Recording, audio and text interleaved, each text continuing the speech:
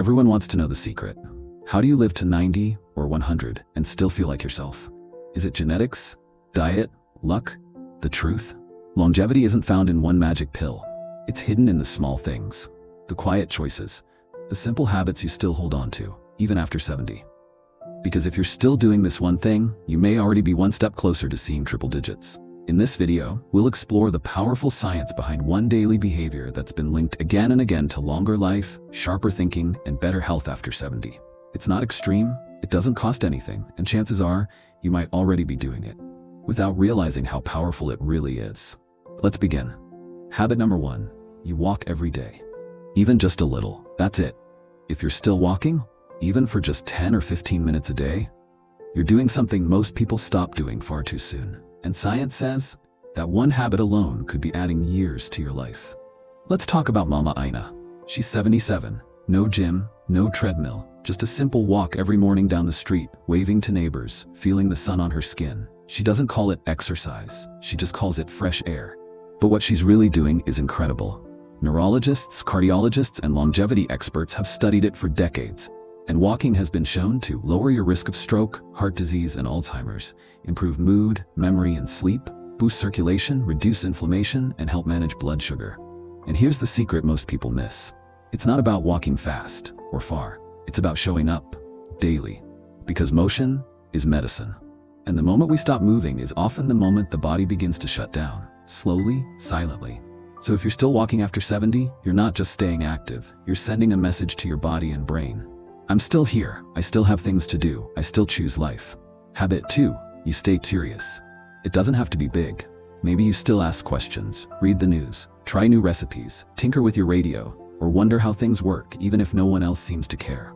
But that curiosity, that spark to keep learning, trying, exploring, it's fuel, and it just might be one of the strongest predictors of long life. Let's talk about Uncle Felix. He's 80, never finished school, never used a smartphone. But every week he borrows a new book from the community center. He asks why more than most teenagers, and he still tries to fix his own blender, even if it takes him 2 hours. Here's what the research says. Staying mentally engaged slows cognitive decline, it helps form new neural connections, and it reduces the risk of dementia and depression. Even more, curiosity keeps you connected to the world. It keeps your conversations rich, your emotions sharp, and your routines from turning into ruts. So if you still find yourself saying, I wonder how that works, or let me try it myself first, you're not just curious, you're building mental resilience, one question at a time. Because the day we stop asking is often the day we start fading. Habit number 3, you speak to someone every day, even briefly. It doesn't have to be a deep conversation. Maybe you greet your neighbor, chat with the woman selling fruit, call a cousin, laugh with your grandchild, or say a soft good morning to the security guard on your street. But if you're still talking to people every single day, you're doing something that doctors and researchers say is just as important as blood pressure and cholesterol. Let's talk about Madame Effie. She's 81, lives alone, but every morning she makes it a point to call her best friend, just for 5 minutes. And every afternoon, she sits on her porch and waves at the school kids walking home. That's it. But that small dose of human connection, it's keeping her mind sharper, her mood brighter, and her immune system stronger. Studies show that daily social interaction lowers your risk of stroke, heart disease, and cognitive decline, improves emotional resilience, and reduces the risk of depression, even helps regulate blood pressure and supports immune function. Because loneliness isn't just sad, it's toxic, and it's silent. It creeps in slowly and begins to shut down everything from motivation to memory. So if you're still picking up the phone, making small talk, asking someone how their day went, you're not just being friendly, you're building your future, one conversation at a time. Habit number 4, you can still dress yourself without struggle. Sounds basic, but if you can still button your shirt, tie a wrapper, zip up your dress, or pull on your shoes without help, you're doing more than just staying independent. You're showing that your brain, body, and nerves are still working together like a team. Let's talk about Baba Sule. He's 79, lives with his son, refuses to let anyone lay out his clothes. Not because he's stubborn, but because he knows the day he stops doing it himself is the day he starts giving pieces of himself away. Here's what this one habit tells us. It shows fine motor skills are still intact, that your nervous system and muscles are still communicating clearly, and that your brain coordination and cognitive planning are still sharp. Doctors often use simple tasks like dressing to measure early signs of decline, because before memory goes, coordination usually does.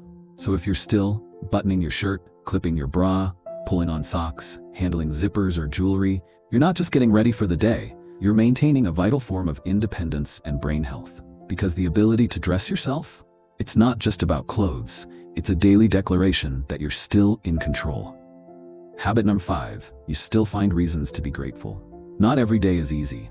At 70 or 80, you've likely faced loss, discomfort, change. But if you still wake up, take a breath and say, I'm thankful, then you're doing something science can't fully explain, but deeply respects. Let's talk about Mama Raliette. She's 83, has arthritis, lives with some pain. But every evening she writes down 3 things she's thankful for: a quiet nap, a warm plate of rice, a kind word from her nurse. It sounds small, but her doctors say her blood pressure is better, her sleep is deeper, her mood steady and strong. Because gratitude isn't just a feeling, it's a protective state of mind. Studies show that people who practice gratitude regularly have lower stress hormones, experience less inflammation, are less likely to suffer depression, and live longer, healthier lives. Gratitude improves heart health, boosts immune function, and keeps the mind clear, even in the face of pain or uncertainty. So if you're still finding reasons to smile, if you still notice small beauty, if you still say thank you, even on the hard days, then you're not just living, you're growing stronger in spirit. Because gratitude isn't about ignoring pain, it's about choosing joy in spite of it. Final thoughts. The secret to living long isn't a secret. It's in what you're still doing. You've made it to the end, and now you know, living to 90 or 100 isn't just about medicine or genes. It's about habits, small ones, quiet ones, the ones most people stop doing, but you haven't. You still walk. You still ask questions. You still laugh and call someone you love. You still take care of yourself. And you still find something, anything, to be thankful for. If you're still doing these things after 70, you're not just surviving, you're winning. Not because life is perfect, but because you refuse to let it harden you. You keep showing up. You keep choosing to live with dignity, with purpose, and with heart. So if this video spoke to you, comment "still going strong" below to let us know you're here. And tell us, which habit resonated the most with you? Tap that like button to help more people rediscover the power of daily choices. And subscribe with the bell on so you don't miss more tools, stories, and reminders to keep living fully. No matter your age. Because it turns out, the road to 100 isn't paved with big leaps. It's paved with small, meaningful steps, repeated every day by people just like you. And if you're still taking those steps, you're already closer than you think.